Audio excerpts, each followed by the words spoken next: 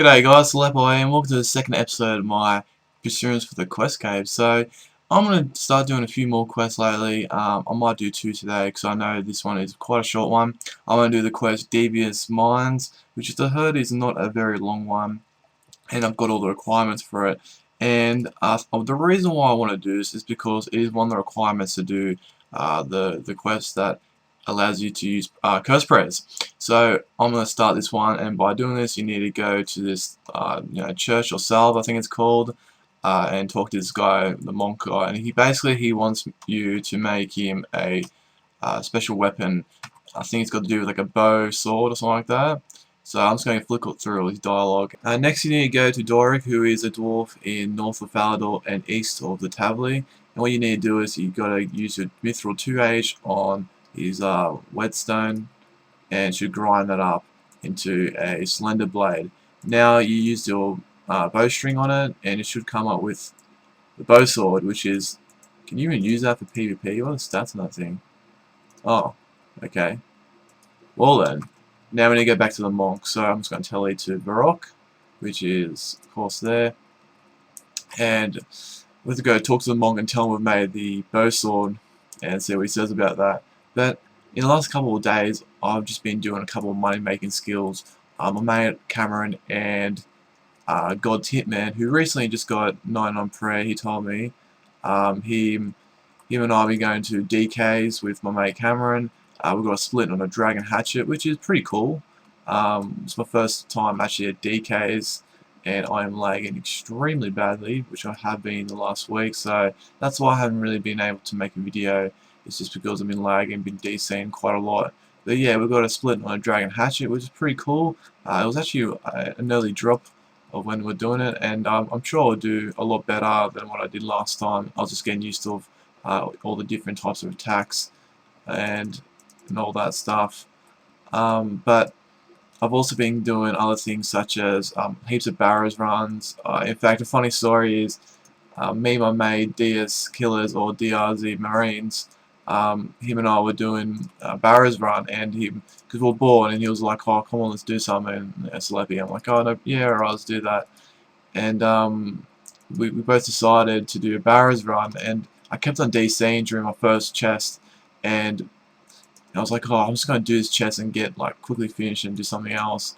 And then, funny story, my first chest when I was sculpting with him was actually a draconic visage. So I quite laughed heaps loud, and my mate DRZ Marines couldn't believe himself. He couldn't believe it. I was like, proved to him. I showed him in share screen on Skype, and it was really funny.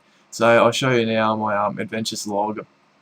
It was pretty funny. Like, that's actually my second one, and funny story, it was actually my first chest of barrows, or the new barrows update. So I might do a couple of those a day.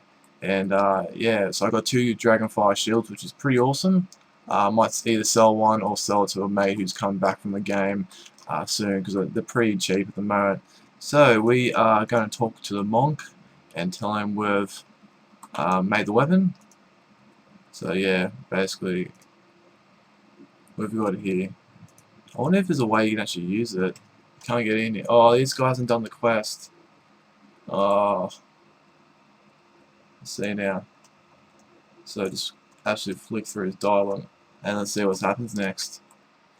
Alright, so the next place you need to go is in Toronto, which is that island that requires that you have no weapons and armor with you, but you can't go there with pouch and or with it. So the only way to get here is through the abyss. Now, to get the abyss, which is north of the wilderness, you need to go into a Rune altar, and that should be just north of here. You should arrive. So just go south here and empty your pouch. Use the orb on the altar, and you should get a cutscene. Okay, maybe not. Maybe you should put that in there. Bit of a foul on my part, and use a large pouch on the altar. Yeah, cutscene. Hopefully it's something good. Oh my god. Who's this guy? Monk. 3 monks walked to a bar once, and... Oh my god, ninjas? What the fuck? Oh, owned. No!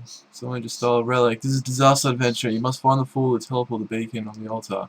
Hey man, no problem, eh?